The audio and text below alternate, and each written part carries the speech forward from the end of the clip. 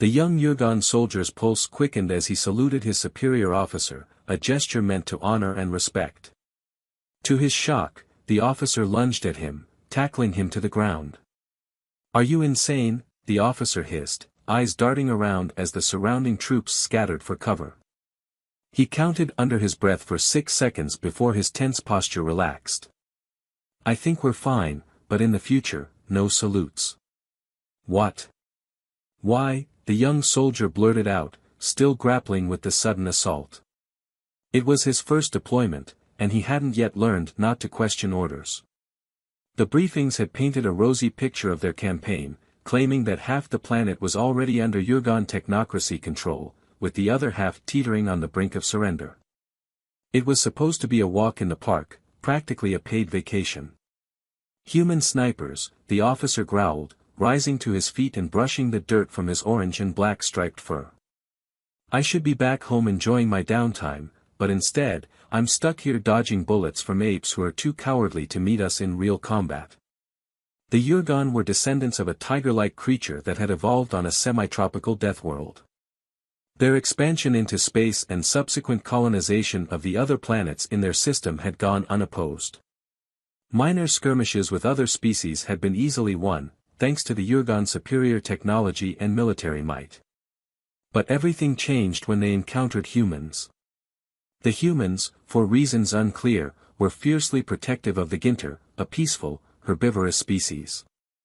The Ginter lived simple lives, tending to their pastoral world, which held no strategic or material value. Yet, as soon as the conflict threatened Ginter territories, humans issued a stern warning: any aggression towards the Ginter would be met with lethal force. The Yurgan had laughed at first. Who were these strange primates to threaten them? The main human fleet was on the other side of the galaxy, and the few ships they had in the system were pitifully outnumbered. But as the war began in earnest, it became apparent that the humans would make the Yurgan pay dearly for every step into Ginter territory. When the Yurgan lost patience with the slow pace of their campaign, they deployed their greatest weapon, the technophage. This semi-sentient swarm of nanomachines targeted any foreign technology with an energized circuit, reducing it to scrap and leaving any biological beings in proximity shredded. It was the perfect weapon, or so the Yurgan believed. But the humans found ways to evade it. The technophage could detect and destroy a single low-powered LED buried beneath tons of rock. Yet somehow, the humans continued to bring non-Yurgan tech into the warzone undetected. Sniper fire from both humans and Ginter rained down on Yurgan troops, demoralizing them and racking up an impressive kill count. Officers warned their soldiers not to salute outdoors and to never stand still for more than 6 seconds. An officer who lingered too long would quickly find a fist-sized hole where their heart used to be. What had begun as a sweet victory against an outmatched opponent had degenerated into a bloody slog. Somehow, the humans were still managing to get reinforcements into the warzone, and their attacks were becoming more frequent and devastating. The young soldier's thoughts were interrupted by his officer's sudden halt as they approached the door to his office. A sharp sound like a rock hitting the door echoed, and a neat thumb-sized hole appeared at chest height. The officer looked down at the spreading red stain on his uniform where the bullet had passed through before lodging itself into the door. Mercifully, it didn't hurt. His knees buckled, and he collapsed to the ground, gasping out his final words, "Fucking humans. Bastards don't fight, fair." "Good hit, demon," the Ginter named Simsh remarked coldly, observing through his antique spotting scope from a hill 3 kilometers away from the Yurgan base. The antelope-like herbivore scanned the area for new targets. "There's an air transport with its rear hatch open. Looks like munitions inside, maybe medical supplies. It's hard to tell." The human sniper grunted, working the bolt on his rifle and chambering a high-explosive round. "Shooter ready," he said, settling back in behind the nearly 2-meter-long rifle. "Spotter ready," Simsh replied. "Wind direction is the same as before, 10 kilometers per hour and holding steady. 3 mils should do it." 3 mils of windage, confirmed, the human said, adjusting his aim and squeezing the trigger slowly. The integrated suppressor mitigated the rifle's blast, but it still made a supersonic crack as the bullet broke the sound barrier. By the time it reached its target, it would be subsonic, too slow to trigger the Yurgon transport's shielding or the base's automatic defenses. 6 seconds later, a flash of light was followed by a chain of explosions as the munitions detonated, destroying the other transports in sympathetic blasts. "Good hit, Demon," Science said. "New target," a window just opened in the main building. "Looks like the base commander is peeking out to see what's going on. He's shouting orders." The human worked the bolt on his rifle and took aim. "Shooter ready," he said. "Spotter ready," replied Science. "Same wind call as before." 3 mils. 3 mils, confirmed, the human said, settling the crosshairs on the Yurgon commander. He pulled the trigger, felt the recoil, and watched the shimmering haze as the heavy bullet traced through the air. "Tiger, tiger, burning bright, Indiana, the forests of the night," he whispered, willing the bullet to connect with the Yurgon commander. There was a splash of gore as the feline alien was decapitated by the 12.7 by 99 mm round. "Good hit, Demon," Science said. New target. In orbit, the human Special Forces Group Nomad Fleet Recon prepared to drop into the occupied territory below. The local caretaking force had done an excellent job of slowing down the Yurgon, but now it was time for the professionals to go to work. The technophage had been a surprise, but it only targeted electronics. Fortunately, humans had been fighting wars long before electricity and were more than happy to reach into their bag of tricks. Tricks like the Macmillan TAC-50 sniper rifle and the optical rangefinder. Team leader Pineda looked at his troops with pride. "What falls from the sky?" he bellowed. "Trouble," shouted the troops in unison. Pineda smiled proudly. This was going to be fun. The Yurgon were about to learn about the ultra-halo jump and the orbital glider. The humans had adapted quickly, using low-tech solutions to bypass the technophage. They had returned to old tactics, relying on human ingenuity and grit to win the day. The human forces launched a series of coordinated strikes against the Yurgon. Supply lines were severed, communication hubs were destroyed, and Yurgon forces were left scrambling to respond. The humans moved with precision and efficiency, their guerrilla tactics proving devastatingly effective. The Yurgon, caught off guard by the ferocity and speed of the human attacks, struggled to regroup. Their once confident soldiers were now demoralized and exhausted, their morale steadily eroding with each setback. In a hidden bunker deep within Yurgon territory, Colonel Vekra pored over maps and reports, her mind racing as she tried to come up with a plan. The humans were relentless, and it seemed like every move the Yurgon made was met with a counterattack. She needed to find a way to turn the tide. Suddenly, an idea struck her. She called in her most trusted officers and outlined her plan. "We're going to launch a surprise attack on their main base. We'll use their own tactics against them, hit them hard, hit them fast, and leave them reeling." Her officers nodded, their faces set with determination. They knew the risks, but they also knew that this might be their best chance to turn the tide of the war. As they prepared for the attack, Vekra couldn't help but feel a sense of anticipation. The humans had been a formidable opponent, but they were not invincible. She was determined to show them that the Yurgon were not to be underestimated. The night was dark and moonless as the Yurgon strike force moved into position. They had used every trick in their arsenal to avoid detection, and now they were ready to launch their assault. Vekra signaled her troops, and they moved out, their movements swift and silent. The human base was well defended, but the Yurgon were prepared. They struck with precision, their weapons cutting through the human defenses like a knife through butter. Explosions rocked the base as Yurgon soldiers stormed through, their advance relentless. For a moment, it seemed like the Yurgon might succeed. The human defenders were caught off guard, their lines breaking under the onslaught. But then, the tide began to turn. Human reinforcements arrived, their counterattack fierce and determined.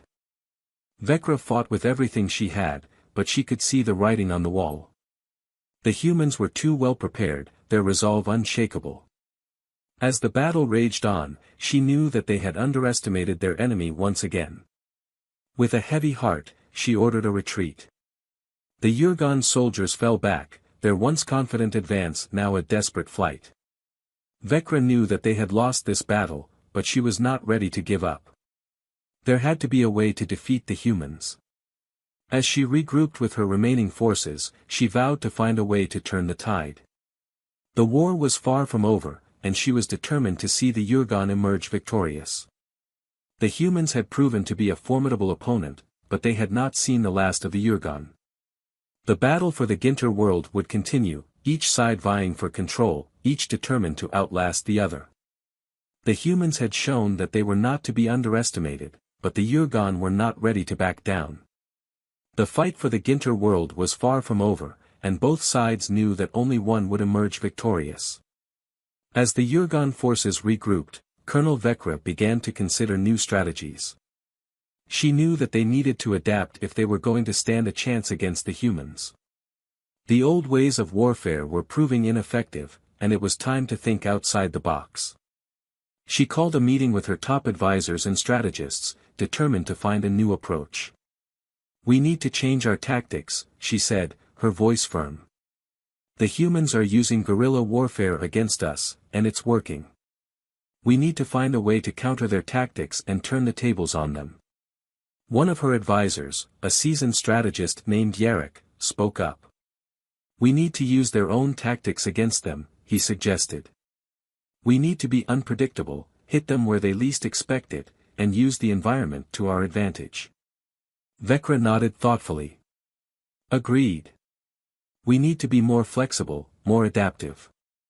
We can't afford to be predictable. Let's start by studying their tactics, learning from their successes, and finding ways to counter them." Over the next few weeks, the Yurgon forces began to implement their new strategy. They set up ambushes, launched surprise attacks, and used the terrain to their advantage. They adapted quickly, learning from their mistakes and refining their tactics with each engagement. The humans, meanwhile, continued to press their advantage. They knew that the Yurgon were adapting, but they were determined to stay one step ahead. They launched a series of coordinated attacks, targeting key Yurgon installations and supply lines. The fighting was fierce, with both sides suffering heavy casualties. The humans' guerrilla tactics continued to take a toll on the Yurgon, but the Yurgon were proving to be more resilient than expected. They fought back with renewed vigor, determined to hold their ground. In the midst of the chaos, a new player entered the fray. The Ginter, who had until now remained passive observers, decided that they could no longer stand by and watch their world be torn apart. They had always been a peaceful species, but the war had changed them. The Ginter began to organize, forming their own resistance movement. They used their knowledge of the land to their advantage, setting traps and ambushes for both the Yurgon and the humans. They were determined to protect their home, no matter the cost. The arrival of the Ginter resistance added a new layer of complexity to the conflict. Both the Yurgon and the humans found themselves facing a new enemy, one that was intimately familiar with the terrain and fiercely determined to defend their home. The Ginter's involvement forced both sides to reconsider their strategies. The humans, who had been fighting to protect the Ginter, now found themselves in the difficult position of having to navigate a three-way conflict. The Yurgon, meanwhile, had to contend with a new, highly motivated adversary. Colonel Vecra watched the unfolding events with a mixture of frustration and admiration. The Ginter were proving to be a formidable opponent, and their knowledge of the terrain gave them a significant advantage. She knew that the Yurgon needed to find a way to neutralize this new threat if they were going to stand a chance of winning the war. She called another meeting with her advisors, determined to find a solution. "The Ginter are proving to be a significant challenge," she said. "We need to find a way to deal with them, and quickly. Any ideas?" Yarrick, who had been studying the Ginter's tactics, spoke up. "We need to find a way to disrupt their operations. They're using their knowledge of the terrain to their advantage, but if we can find a way to level the playing field, we might be able to neutralize their threat." Vecra nodded. Agreed. We need to gather as much intelligence as possible on their operations and find a way to counter their tactics. We can't afford to let them continue to disrupt our efforts. Over the next few weeks, the Yurgon forces focused on gathering intelligence on the Ginter resistance. They used drones, scouts, and informants to learn as much as they could about the Ginter's operations and movements. It was a slow and painstaking process, but they knew that it was essential if they were going to stand a chance of defeating this new adversary. Meanwhile, the humans continued their own efforts to support the Ginter and disrupt the Yurgon. They launched a series of coordinated attacks on Yurgon supply lines and installations, using their superior mobility and guerrilla tactics to their advantage. The fighting was intense, with both sides suffering heavy casualties. As the conflict dragged on, it became clear that the war was far from over. The Yurgon, humans, and Ginter were all determined to emerge victorious, and none of them were willing to back down. The battle for the Ginter world had become a brutal, three-way conflict, with each side vying for control. Colonel Vecra knew that the Yurgon needed a decisive victory if they were going to turn the tide of the war. She called another meeting with her advisors, determined to come up with a plan that would give them the upper hand. We need to find a way to deliver a crippling blow to the humans and the Ginter, she said. We need to hit them hard and fast, and leave them reeling. Any ideas? Yarrick, who had been working on a new strategy, spoke up. We could launch a coordinated attack on their main base. If we can take out their command center and disrupt their operations, it might give us the advantage we need. Vecra nodded. It's a risky move, but it might be our best shot. Let's start planning the operation and gather the necessary resources. We need to make sure that everything is in place before we launch the attack. Over the next few weeks, the Yurgon forces meticulously planned their assault. They gathered intelligence, coordinated their movements, and prepared their troops for the upcoming battle. They knew that the operation would be risky, but they were determined to see it through. On the night of the attack, the Yurgon forces moved into position. They struck with precision and speed, their movements swift and coordinated. The initial assault caught the humans and the Ginter off guard, and for a moment, it seemed like the Yurgon might succeed. But the humans and the Ginter were quick to respond. They rallied their forces and launched a counterattack, determined to defend their base. The fighting was fierce and chaotic, with both sides suffering heavy casualties. In the midst of the battle, Colonel Vecra fought with everything she had. She knew that this was their best chance to turn the tide of the war, and she was determined to see it through. But as the battle raged on, it became clear that the Yurgon were outmatched. The humans and the Ginter fought with a tenacity and determination that the Yurgon had underestimated. Despite their best efforts, the Yurgon were forced to retreat, their once confident advance now a desperate flight. As Vecra regrouped with her remaining forces, she knew that they had lost this battle. But she was not ready to give up. She vowed to find a way to turn the tide, determined to see the Yurgon emerge victorious. The war for the Ginter world would continue, each side vying for control, each determined to outlast the other.